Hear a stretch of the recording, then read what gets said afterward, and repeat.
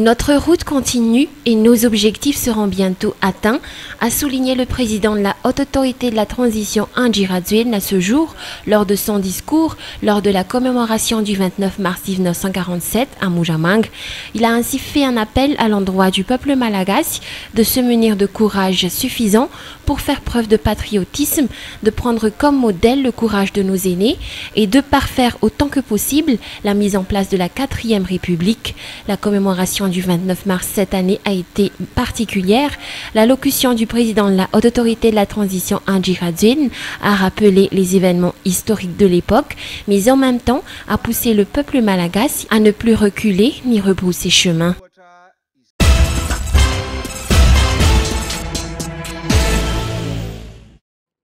La commémoration du 29 mars dans la partie est de l'île a débuté à Paniyifan, endroit où étaient enterrés la plupart des patriotes malagasy ayant donné leur vie pour sauver leur patrie et ramener l'indépendance du pays en 1947. Elle a continué dans plusieurs endroits de la région pour finir en plein cœur de Muramang, devant la stèle où le couple présidentiel a déposé une gerbe de fleurs pour leur rendre hommage. Le couple présidentiel était arrivé vers 10 h ce jour à Muramang. Plusieurs personnalités civiles et militaires ont rehaussé de leur présence cette commémoration. Ranimons notre amour pour la patrie pour que le sacrifice entrepris par nos aînés ne reste que histoire. Tel a été le slogan rappelé par le président de la Haute Autorité de la Transition Andji Rajoelina pour marquer la commémoration de ce jour. La cérémonie a été suivie d'une commémoration qui a eu lieu en plein cœur de Muramang, là où toute la population de cette partie de l'île a tant attendu l'arrivée des officiels pour rendre hommage tous les Malgaches qui ont perdu leur vie 64 ans de cela et rehausser la commémoration. Après cette cérémonie, le couple présidentiel, suivi de la délégation venue en masse, ont traversé toute la ville de Muramang à pied jusque devant le nouveau musée 1947. La cérémonie s'est déroulée en toute sérénité. Le sourire et la satisfaction de revoir après un moment le couple présidentiel se lisaient sur le visage de la population de cette partie de l'île, rappelant que ce musée a été une promesse que le président Andji Rajoelina a faite un an de cela, 64 ans après 1947. Le patriotisme qui a animé le peuple malagasy a toujours été présent. Ainsi, le couple présidentiel a procédé à l'inauguration de cet édifice qui rappellera les vestiges du temps passé, rappelant que la construction de ce musée est à hauteur de 207 millions d'alliages. L'architecture est moderne, mais conserve toutefois son authenticité malagasy. Les travaux de construction ont été assurés par le ministère de l'Aménagement du Territoire et de la Décentralisation, et ce musée sera sous la tutelle du ministère de la Culture et du Patrimoine. Il renfermera toutes les richesses historiques, les vestiges du passé, surtout ceux qui se rapportent aux événements de 1947 jusqu'en 1960, année où l'on a retrouvé notre indépendance. Le couple présidentiel avait entamé la première visite de ce nouveau musée ce jour.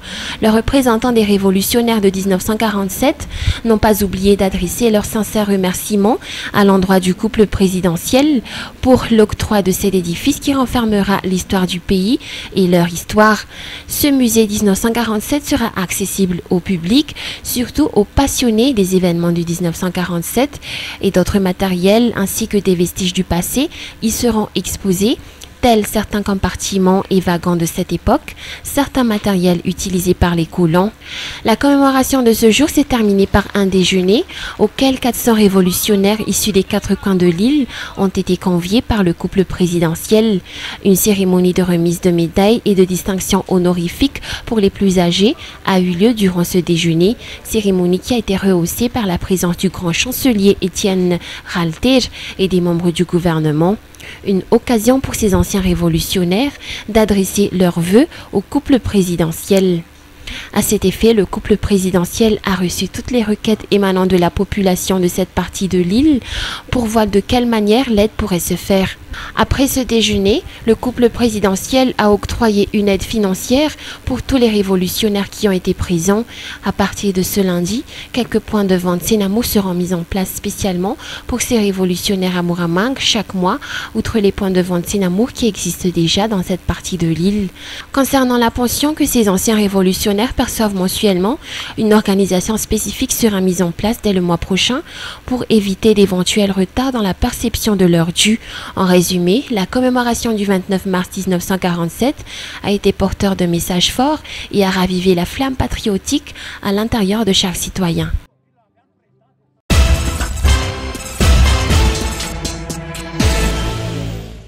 En 1947, la Grande Île compte 4 millions d'habitants, parmi eux 35 000 Européens.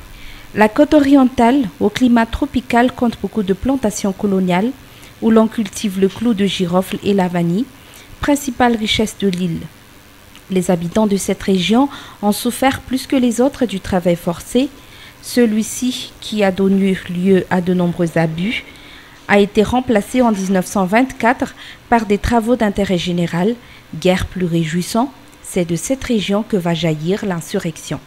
3 députés malgaches à l'Assemblée constituante française fondent dès 1946 à Paris le Mouvement démocratique de la rénovation malgache, ou MDRM, avec l'objectif d'une pleine participation des Malgaches à la vie politique. Joseph Rasset, quant à lui, a créé une société secrète, la DINA, ou Jeunesse nationaliste. Les dirigeants de la 4e République ignorent le projet d'insurrection, bien que les services de la sûreté dirigés par le commissaire Marcel Baron en soient informés grâce à des agents infiltrés dans la DINA et d'autres sociétés secrètes. Le MDRM, également informé, diffuse dans les villages un télégramme demandant à chacun d'éviter les violences, mais l'appel est sans effet. Selon certains commentateurs, les autorités françaises auraient fait en certains lieux arracher les affiches comme si elles souhaitaient en découdre avec les opposants cachés. C'est ainsi que le 29 mars, quelques centaines d'hommes, simplement armés de saguets et de coupe-coupe, attaquent des petites villes côtières et des plantations. Ils s'en prennent aux Européens, mais aussi aux Malgaches, qui vivent et travaillent avec eux. Les colons sont pris au dépourvu et ne peuvent réagir faute de moyens militaires sur place. Le gouvernement de Paul Ramadier désemparé fait porter la responsabilité des troubles sur les 3 parlementaires du MDRM. Les députés, y compris l'extrême gauche communiste, lèvent sans rechigner leur immunité parlementaire. Ils sont arrêtés.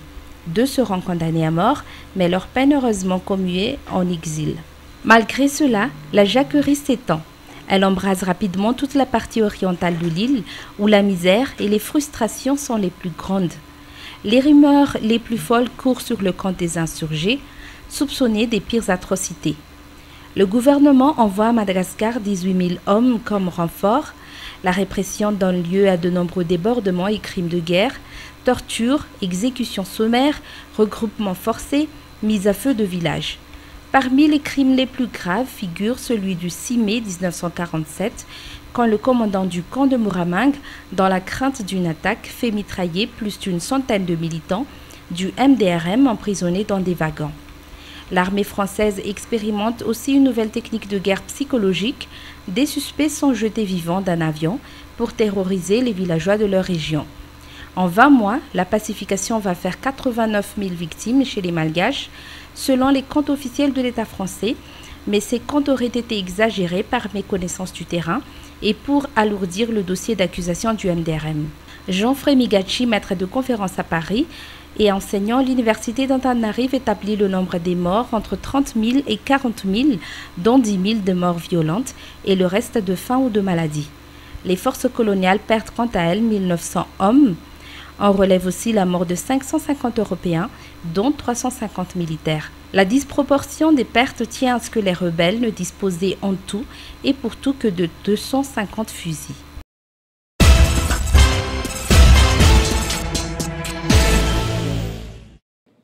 La date du 29 mars devrait être une date qui marquerait toutes les luttes populaires qui ont eu lieu dans le pays, ont soulevé les membres auprès du club des journalistes doyens ou CJD ce jour. En effet, selon eux, la lutte du peuple malagasy ne date pas de l'insurrection de 1947, mais bien avant cela, à partir du moment où la Grande Île était sous protectorat français. À cette époque, la lutte pour demander le retour à l'indépendance a été initiée par le Menalimb, suivi de celle du Sadiava et de celle du VVS, le MDRM a le plus marqué la lutte pour la vraie indépendance. Par peur du soulèvement populaire, après la tenue du congrès prévu se tenir en mois d'avril 1947 et après les résultats des législatives et du conseil provincial prévus par la Constitution française de l'époque et que les partisans du MDRM ont remporté à 90%, les coulants français ont été obligés de prendre des mesures. Toutefois, jusqu'à maintenant, selon les membres du CJD, l'indépendance tant demandée par les différents soulèvements n'a pas été instaurée jusqu'à maintenant.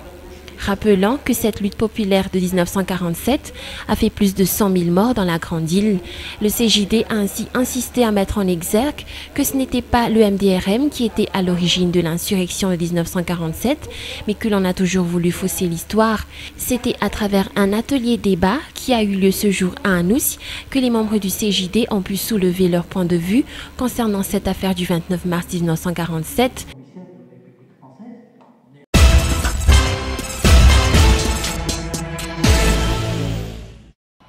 Malgré le fait que le 29 mars 1947 soit un jour férié, plusieurs actes de la capitale regorgeaient de monde aujourd'hui.